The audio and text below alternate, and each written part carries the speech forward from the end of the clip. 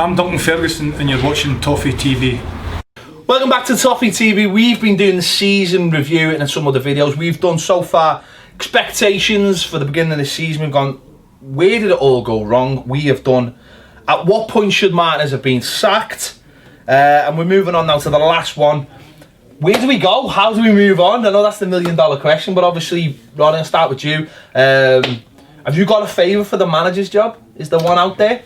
Well, I was like yourself, Ped, but I think you come in with a curveball. But no, I think everyone for Koeman. I'd go for Koeman from the off. Yeah. But the more the weeks have gone on, and you're thinking, no, he's sort of taking too much time over it. So if you don't want to come to Everton Football Club, let's move on. But Emery has really impressed me, and because he can do it in Europe, he's really, you know, last 3 years. I watched Barcelona Seville game last night. And I thought he was tremendous to a certain part. You know, the football he played, especially second half against Liverpool. So I think his CV's great, and I think it's the time for him to move. And I think it really would be good for us. He can play, obviously, if you win the Europa League 3 years on the bounce, you know, that's not to be sniffed at. And I think if he wants to test himself, what a great project for him to have. But I think again, Managerial has got to do it this week. I mean, you don't want it to fester, you don't want it to carry on to the Euros and who's coming, who's not. And what a statement that would be if we could get a fella of his calibre. And I'd break the bank, I really would. I'd say, what you want, we must have a war chest off the money that's going to come out of television, and hopefully what Managerial's going to put in for it. And then the icing on the cake, if we can say about the ground. So I think the next couple of weeks could be absolutely fantastic for Everton Football Club. But again, if we miss out on it, it'll be ifs, buts and maybes again, instead of being positive and saying, look, just get him, and let's get him in. And I think, you know, it will just put a smile on everyone's faces. I think the season tickets will go through the roof. I think everyone would sit up, and I think the other ones across the park would be shaking in the boots. That's it, isn't it? If we go and get Emery, and then someone's, you know, and it's announced that we're looking at building on docks, a stadium, look like that, it's a game changer, isn't it? Suddenly you forget about all last season, all the low points we've had, and you look into the future. And I think I never thought that Emery was like a realistic contender for us. Obviously, Ped's been champion for a while now, so we should have gone and got him. And I've always thought it's a good point, but he's not really been in the frame, has he, up until quite recently? Didn't feel like that, no. But I agree with Ronny. I've always thought Koeman might have been the right fit for us, although I'm not sure if he really does want it or not. But looking at someone like him, three back-to-back Europa League titles is an unbelievable achievement. And it's not just that as well. I've seen some people label him a cup manager recently, but if you look back through what he's done, even before he was at Valencia, he was manager of Alicante, got them up to Almeria, got them up to the top flight. You just think about where you're going on holiday there, weren't you? got them up to the top flight from the second tier, finished 7th with them. Went to Valencia, who were in an absolute mess, funnily enough, from when Koeman took over there and left them in a bad state. Got them back challenging again. The reason he actually left Valencia was because the fans were saying we should be aiming high, we should be looking to beat the likes of Real Madrid and Barcelona. And I think he's done a brilliant job at 3 different teams. There are concerns about him, granted, but he's got such pedigree now, and I think he's the type of character that we've all been crying out for. You know, he's a personality on the sidelines, he's eased the fans up, you can see his players love playing for him, and he plays a style of football which I think is quite adaptable as well. You can see the players there, they're happy to be physical, happy to get stuck in, happy to press, and I think that falls in line with a lot of the Everton mantras. And similar to the 3 clubs you mentioned, not massive budgets. No. You know, so, you know, for me, I'd go for them, I really would. I'd break the bank in, you know, they're on the money that we're on over here, managers, so I think that'll... Well, he said he wants to manage in the Premier League, so be interesting. I mean, obviously he went to Spartak Moscow and it didn't quite work over there. Now, for whatever reason, I mean... Well, the Russian League again, think about it. We've got Nias. Well, he had the likes of Nias against him, you know, Russian Player of the Year. Very hard league, that. But that would be the only concern. Do you think, Baz, that, you know, coming over here is speaking English, or have you got other concerns about him? No, we've talked about them a lot, haven't we? I know Matt's saying only you said it, but I think there's a lot of people on video. No, I didn't say that. A lot of people can go back on video and see exactly what I said about him in about October, November. Because when we spoke about it, we were speaking about him before Christmas. Because people were moaning about, well, Delafeu would go then because he doesn't like Delafeu. Some monkeys. Well, it's about manning up and making better players. So, listen, any manager we get is a risk. I'll be honest with you. Koeman, I'd be happy with him, but I'm not like, you know, praying every night to our Lord that we get him. You know what I mean? Going, you know, Baz. Mourinho's out the frame. No, but the thing with Mourinho, at least we were in dialogue with him, and that for me shows Everton already a step up from. I think if Mashiri wasn't here, that wouldn't have even. We would have been like, we wouldn't get in. Don't be silly. Let's move on to Eddie Howe. You know what I mean? Mashiri's coming, and it's more like, well, let's have a conversation with Mourinho. Alright, he's going to United, no problem with that, the biggest club in the world, no problem with him wanting to manage them. On we go to the next one. The ball, for me, ticks a lot of the boxes. Youth, he was quite restricted with what he, you know him anyway, only with the Dutch connection, but quite restricted with what he could do at Ajax, but 4 championships in 6 years, and then losing the last day from being a 5th one isn't a bad pedigree, he's a winner. But I think Emery, the 3 back-to-back Europa League, beating Liverpool gets my vote anyway. Obviously done great at Valencia, so these are the right calibre to me of what we should be going for. But I think it'd be Emery, De Boer, then Koeman. That will be the order. But again, I think it's similar to me. But I think with Koeman and De Boer, it's the network again. You know, you go back to networking top players. You know, Ajax all over the years, fantastic. So that's what they bring to the party. You know, you look at Roberto Martinez, ex-Wigan, this and loans, and you know, this, that, and the other. Top draw fella. As soon as they walk in the dressing room, got respect of every player in there. You're sat in there and the ball. Who's saying to you, Baz, you know, you're playing well today, mate, or you're not doing it. Why don't you do it this way? You know, that's what football's all about. Or in any job, you know, if you're a fantastic singer or whatever, and someone walks in, Paul McCartney or whoever, says, "No, you're doing fantastic, mate." Or why don't you do it this way? But you're right. I mean, one of them will do me. But they've all, I mean, as you said there, but they've all got, like, you can pick holes in all if you want. But it's the football, isn't it? Mourinho, you think of Mourinho the last 12 months, you can pick holes in it. People are picking holes in him now. You know, fucking Guardiola. There's no 100% manager, and he never will be. He's a fraud. That there's something, you know, you know, it's not quite there. He's a fraud. But I just think those three, and you've said there's a hunger with all of them. They all want to impress you. Mourinho's got to come back now, because he'll be finished if he can't do it at Man United. They'll just say, well, look, you know, a Chelsea team, this time you're one of the biggest clubs in the world, and you can't do it for them, because I think Mourinho will have a hard job, because they're not a very good team. I think for me it's really exciting, because I think it's going to be a different approach, isn't it? And people are going, I've seen people going, oh, he's the Dutch, like the boys, the Dutch smartness and all that. Yeah, all right. It's going to be a different approach, isn't it? We're going to see different ideas, and that's always exciting. And I think you're right, we've got, you know, potentially a new stadium on the horizon. Well, we will have, whether it's the Docks or it's, you know, hopefully for me it's the Docks. New manager, new owner.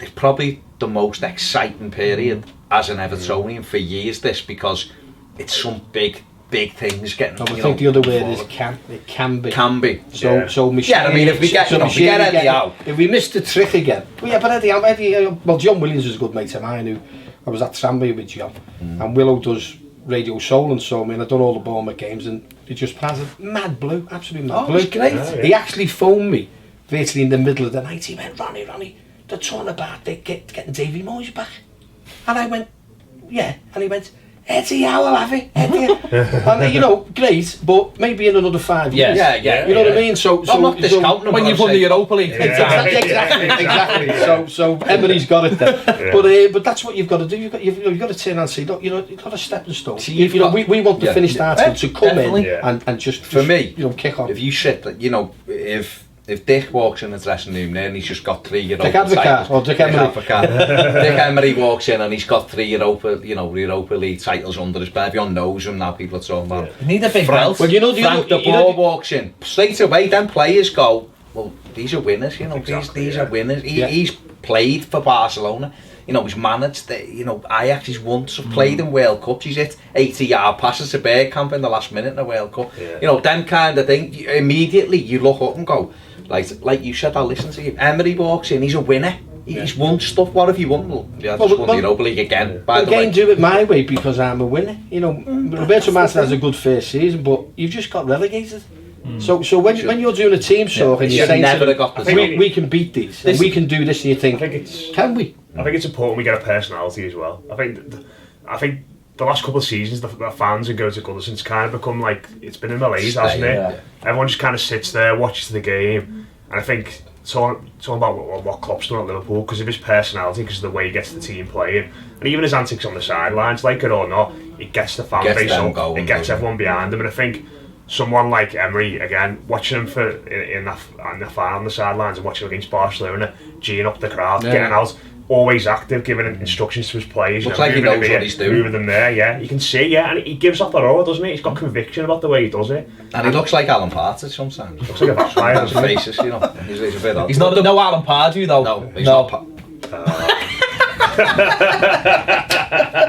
Well, the sad part about that, he never had a drink, did he? You know, that was 4 o'clock in the morning and he was in town. 4 o'clock, he'd have had 6. Well, you know, if you had that, you could say, all right, Alan, you know, you've made an absolute show of yourself. At least you've been on the air for 10 hours. You need to go out with him. You know what I mean? But this is why these young birds. This is why. But he wouldn't go out with me and you, Baz. We'd embarrass him. Yeah. This is why we'd be like this. That's right. You go out with Martinez then and Jason Derulo. I'd be saying to Pardew, you sit over there, you're cramping the style. But this is why quite do that. This is why 3 years ago I wanted Pereira from Porto. I remember it being him or like Martinez. That's what and it was like, well, you've got a fella who's just won like 4 years. Lost 2 games in 2 years. And it was like, oh, you can have this fella just been relegated. And it was again, we took the safe option, almost felt like the safe option, which is now the Eddie Howe option or the whatever. We need to just go. Should I say something to you then? Do you think it was the relationship with Bill Kenwright and Dave Whelan that got him the job? Because we all know that, you know, the three amigos and all that, we played when Wigan were in the 2nd division, so he's also almost been like a son. So when he's talking about, because I remember the paper, Juventus should take him on, and I'm thinking, are you off your case? Best manager in Europe. So the next minute, you know, it comes to fruition, then all of a sudden, right round about, you think, Martinez favourite for the Everton job, and I think, well, there's the 5-card trick again. We've took it, which I wouldn't have put him. If you're Bill's is Whelan's mate, and Whelan's gone best manager in Europe, he'll walk. Well, if you take advice, Barry, off Glazer, and you know he's your good mate, and you think, well, you've got Wigan from, you know, a provisional like club into the Premier League, you know what you're talking about. So the more people say is it to you, you start believing it. You think, well. But I remember saying this on the Blue Room at the time. He should never have been considered. He'd just been relegated. He shouldn't have even been in a conversation. Forget the FA Cup. If you take the FA Cup out of it, his record was woeful. Forget the FA Cup. Yeah, but that goal shouldn't have counted because it was from a set piece. He said so himself. Parasite football. Parasite football. But the other, all right. So the manager, I think, you know, if we get one of those 3, I think we'd be quite happy. The next situation is. It's this director of football situation as well, which Mark Overmars. I'm actually quite. I'm all for this. I'm very positive about this. I know it's a very un-English thing, and I know it's been tried before and it's failed. But I think it's a glorified chief scout, really. Okay, well, it's a mixture though, isn't it? I mean, is this something you come across when you were in Holland? It's different. The manager once said me, Hans Doye, who ended up winning the European Cup with. He must have known a player then, so he knows, he can spot one. So when we first went over and you do discussions, Hans walked out the door, and then the next fella comes in, and that's the financial director of football and all that. It works. It's just that it's new to us. But what I think it's impressed with, you don't fall out with the manager where you're talking money. But he can concentrate on football. Yeah. He can just sit and say, I don't discuss it, I don't care what Ped's on, I don't know what Barry's on. And you just talk football.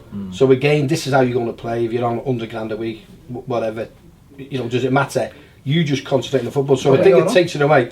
So no, but that's the way. But again, it's who you're going to appoint. You know, if you get a top draw, and going back to De Boer, you know what a backroom crew they'll be if they come Overmars and Bergkamp and all these.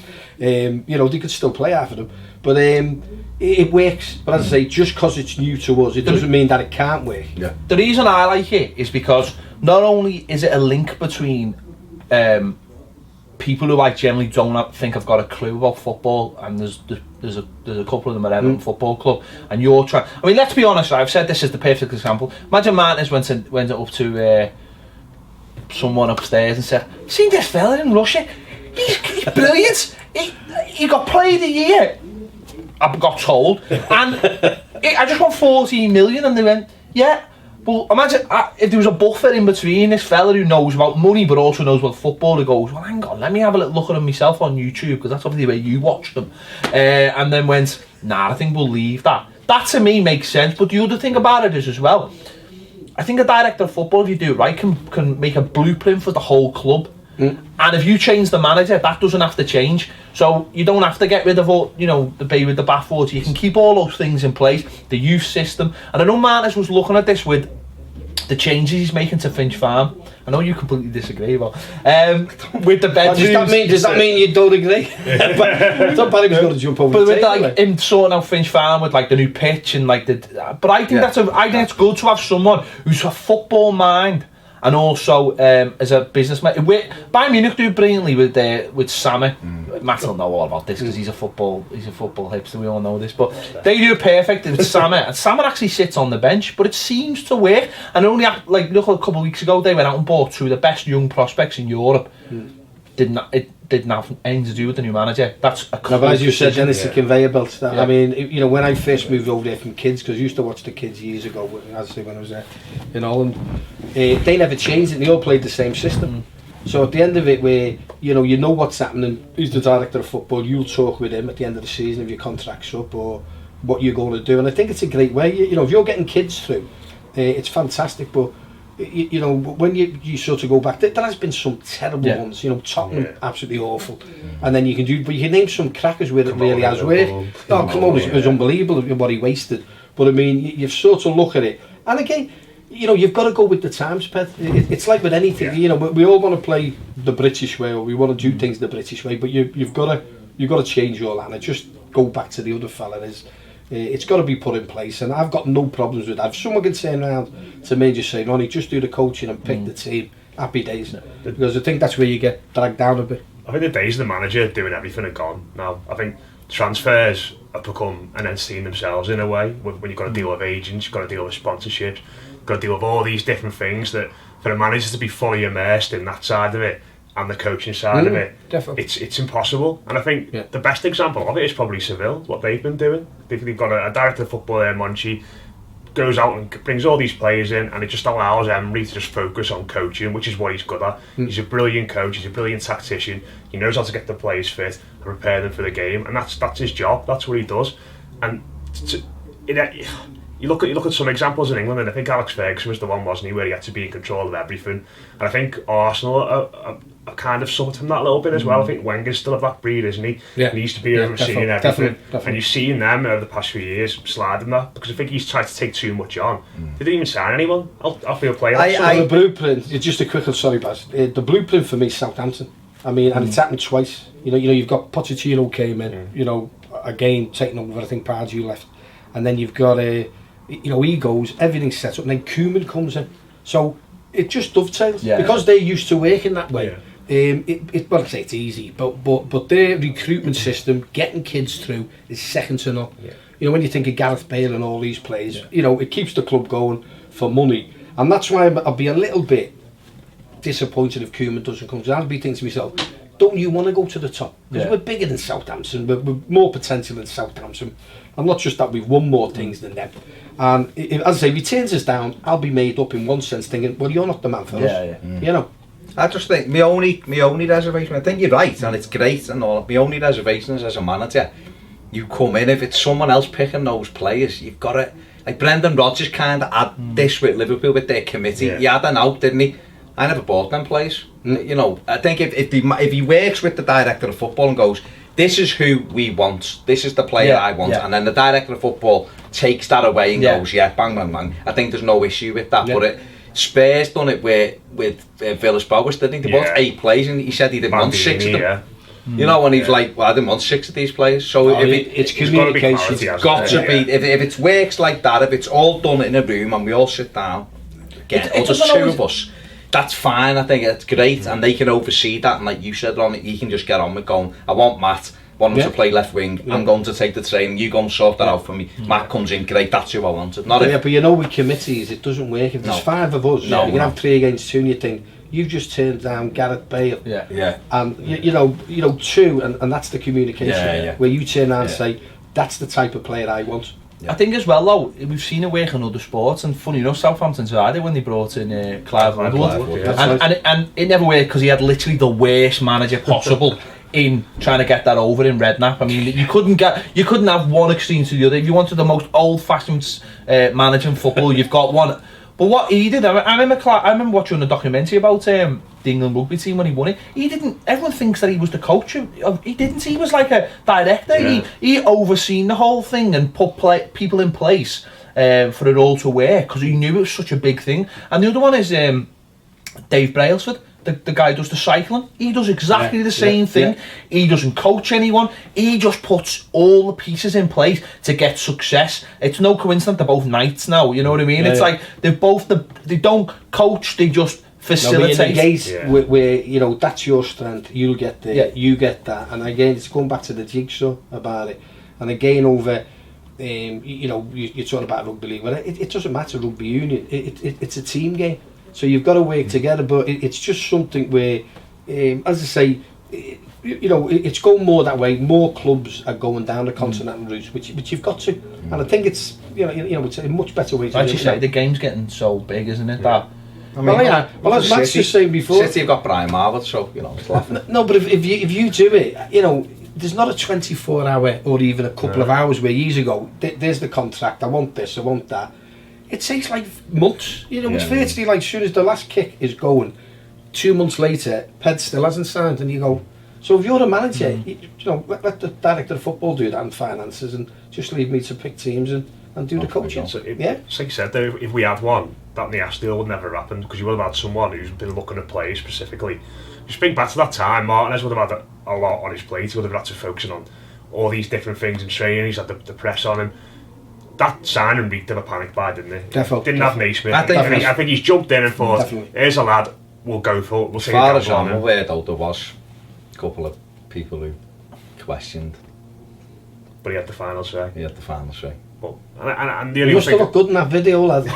He must have been knocking wheelies in training and YouTube. You know. I think the only other thing I'd say about it as well, I think it depends on what type of manager you've got. If you've got a manager just a coach and a tactician, then it can work. But if you've got a manager who's got a proven track record of being able to spot a player, perhaps they could work a little bit more with them. But I think that the most important thing is to have clarity on it. If you've got to have trust, haven't you? If you've got a fella and you trusted him, I mean, I can't get my head around really that you can. You know, the way travel is now, is to watch him live. You know, even if he plays crap, you know what I mean? You can just turn it and say, well, no, he was making runs, his touch just wasn't there, but I can see him being a better player. But to panic that way and get what we've got, I mean, you know, it's a bit like here's Everton again. Wait till Emery comes in and he turns him into the actual George Weah, though. Not George Weah's cousin, actually real George Weah. Well, if he wants him to go, Baz, how much are we going to get back? You know, 13 he's got to have a go with them, hasn't he? New manager's got to sit down and have a look at him and go, like, you crap at this and you crap at that, so work hard, but your boss at wearing the wrist thing.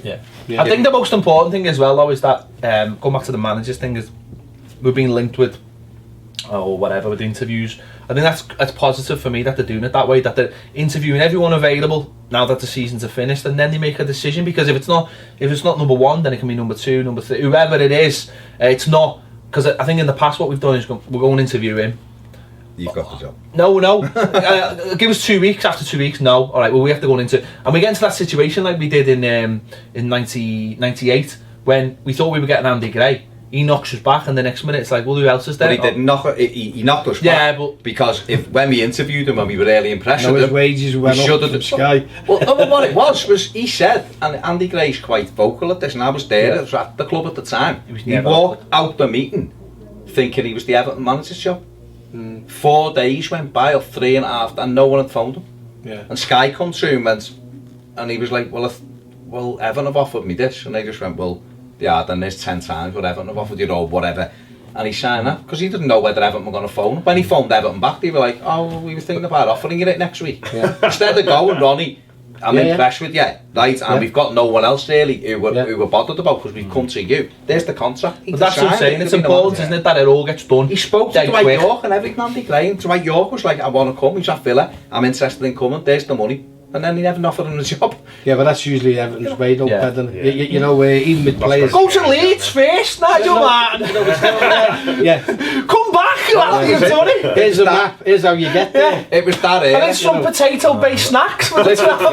Peter Johnson. Well, we thought it was another era, wasn't we? Let's say Peter Finch. But I think Cliff Finch. but it's just that important. But you know, the lot of the idea of football. But you know, it's just delaying. And as you say, if you go, we'll get him, and then it doesn't happen. You know, have a couple of interviews and go for them, and just say, well, look, you know, he's first choice. Let's go for him. But as I say, it can't. We've got to do it before the Euros. The Euros, yeah. It's hearing different voices and things as well, isn't it? Getting different opinions from people about how the club should move forward. Because even if, say, you spoke to Pellegrini and you had an idea about something going forward and you didn't take him on, you can use that, can't you, and take it on. So would you have Pellegrini just No, I wouldn't. Well done.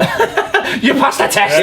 Him picking Navas every week, do us a favour. That I just to me, thought, I just think he's like a glorified Martinez, and I think the thing for me is if you've had all of those resources at your fingertips and you haven't dominated like you should have done, that's massive. I think they choked more than us last season, to be honest. Yeah, I thought, God, they were poor. As you say, the resources, the players, I mean, just having Aguero in the side, do us a favour. But you go through Mangala, you know, some of the signings absolutely awful. If you and this why I was more director of football. No, but this why I was more. You know, but as you just said, Brian Marwood is right. Yeah, but their setup is set up for Pep, isn't it? No, when it's set up for Pep, it's got all Pep's former employees. They have now. They got 6 years. They've been waiting for years. They've been waiting for. They brought Pellegrini in essentially as a stopgap in the first place because they wanted Pep Guardiola. So I think the finally if he can get someone like Emery, then it's going to be an interesting conversation with the likes of John Stones, isn't it? When you're sitting down opposite Emery and he's going, no, but it's similar though. The next minute he's going to go, well, you know, he's just won the year. He's got a great reputation. He's got ideas. He's got a few quid now. Maybe Everton's the right place for me for another 12 months and see where I am. That's why it's important they don't sell anyone before you get a manager as well. All this Lukaku talk. Just say to him, park your Ross Barkley-sized arse down. And we will. Well, again, it's going back to Paris Saint-Germain with Lukaku. Now, well, if we get the dosh, all right, that's what you do. But again, what ambitions you've got? They won the league by 31 points. They always get beaten in the quarter-final of the Champions League. You go, they're not going to do it. You know, Abramovich is going. But he's brilliant, isn't he, with the king and the legend. What a quote. But you think to yourself, well, where's your ambition? You know, with Lukaku. And as you say, if you get Emery there to say, right, this is what we're going to do, and these are the players I'm going to get in, and this is the future that I see. Another 12 months for him. You know, it's. He might turn up and go, I don't want you crap. I'm bringing out my fella in. Gonna get Gamero. I'm bringing Ken Gamero. He scores and inconsolable. Right, come on. Okay, that's us. That's the season done. I promised Ronnie one thing, but I've left it over there, so I'm gonna look stupid now getting up. Right, and then I'm gonna do this so the camera can see it. Right, there you go. Right, Ronnie, you've got Alan Ball. It's not your night, is it? You're going to be an actor, aren't you? Yeah, it's the Alan Ball life story, which is fantastic. We've sold out the Epstein already, but Kevin O'Connell has wrote it, and Bobby Parry's done the poems and all that. And I just think a fantastic night. I mean, Mandy, Jimmy, Keeley are coming with Alan Ball's children. We've got even Eddie Cavanagh's lad Alan. But it's fantastic. I mean, doing rehearsals now, Ped. But it's going to be fantastic. But there's about another 5 theatres there. Well, there's the Lantern Theatre, Blundell Street. There's the Brinley Studio in Runcorn. There's the Lauder Pavilion in Lytham St Anne's, and there's the Floral Pavilion in New Brighton. That's across July, September, and October. And a new one now's just been done, Rill. In Real? Yeah. God. So because of those, I think I'll sort you for tickets. But anyway, no, but it's great. It really is. I mean, fantastic actors. I could have played a young Alan good Ball. script. Well, you should have went for the old auditions. I've got white boots as well. Gutted. Well, we've got a lad there from Peaky Blinders as well, and a few other ones. So the actors are good. So we've raised the bar.